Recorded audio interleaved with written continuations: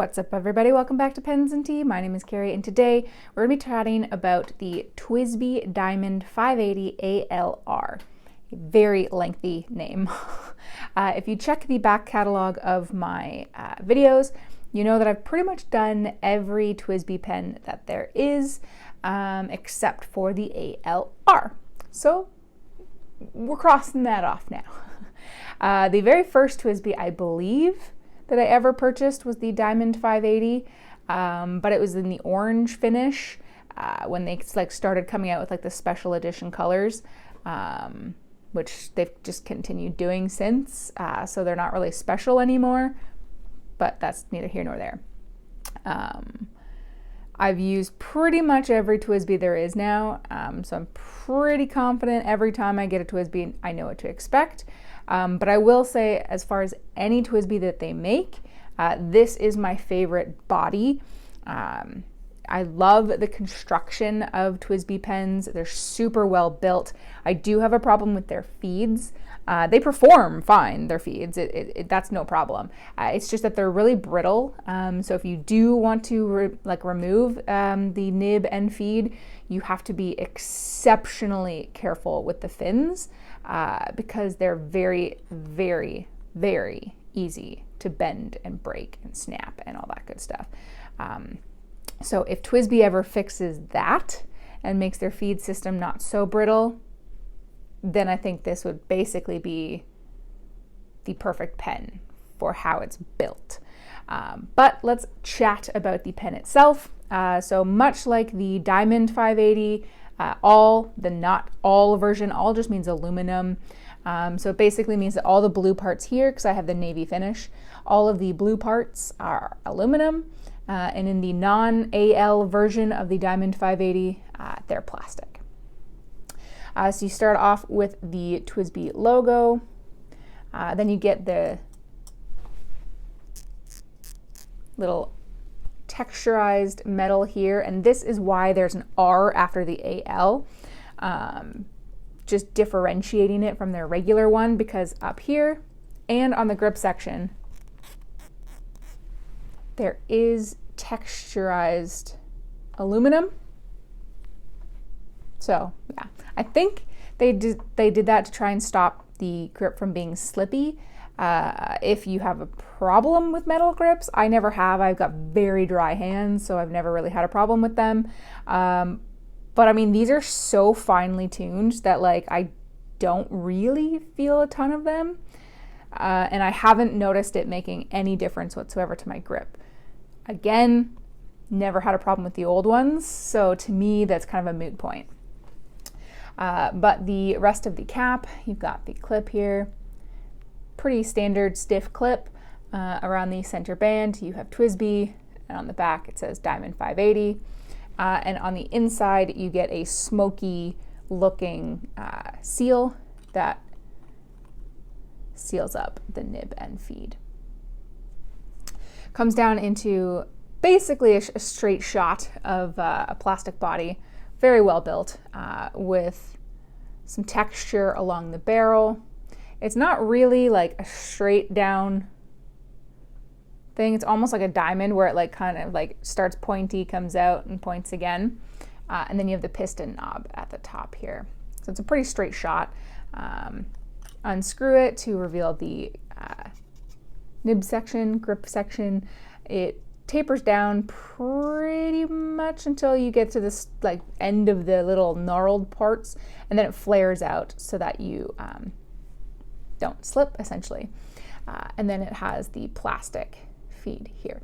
This is something that they've always had, where they have that black line here. I know it's not focusing, but you'll see during the writing sample. I'll show you much better photos. This little spot here in between the metal and the black plastic collects ink when you put your nib and feed in and you fill it up. Somebody just dropped something upstairs. I don't know if you can hear that. So this you have to be careful of when you clean it. It is a little bit of an annoyance. I imagine if you dipped your nib super far in, then each one of these bits would also collect nib ink, but I've never had that happen quite yet. And then of course you can unscrew it to have access to the body itself.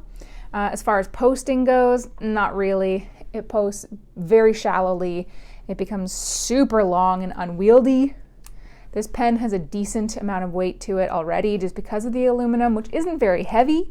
I wouldn't say it's a heavy pen, but it's enough. And it fits really, really nicely in my hand. And I even like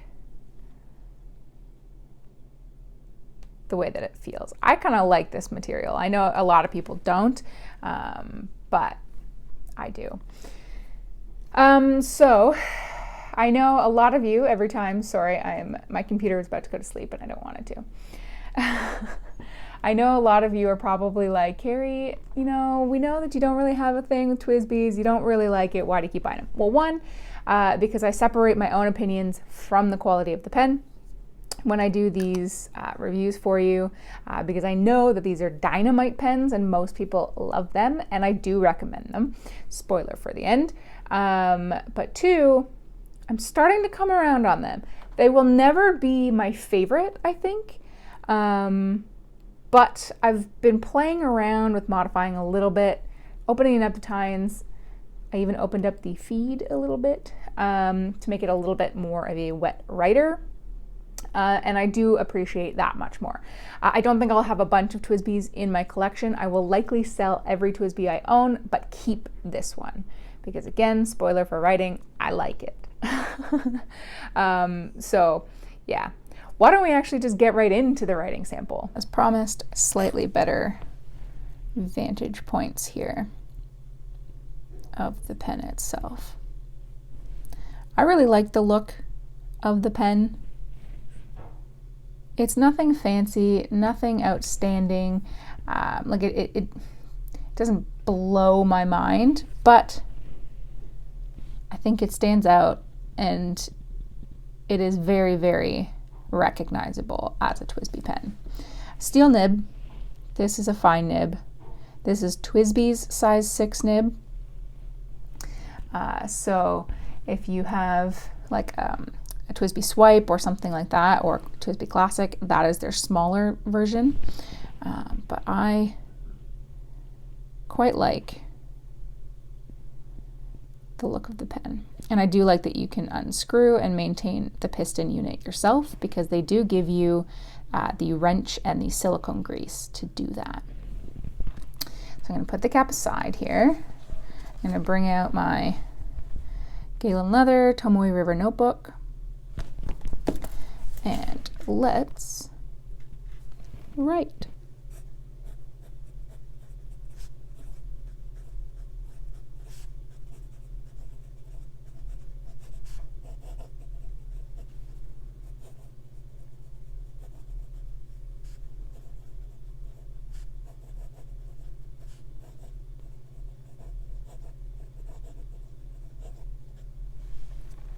I'll cut you off, sorry about that.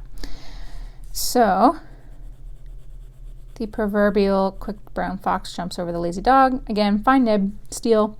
The ink is Pilot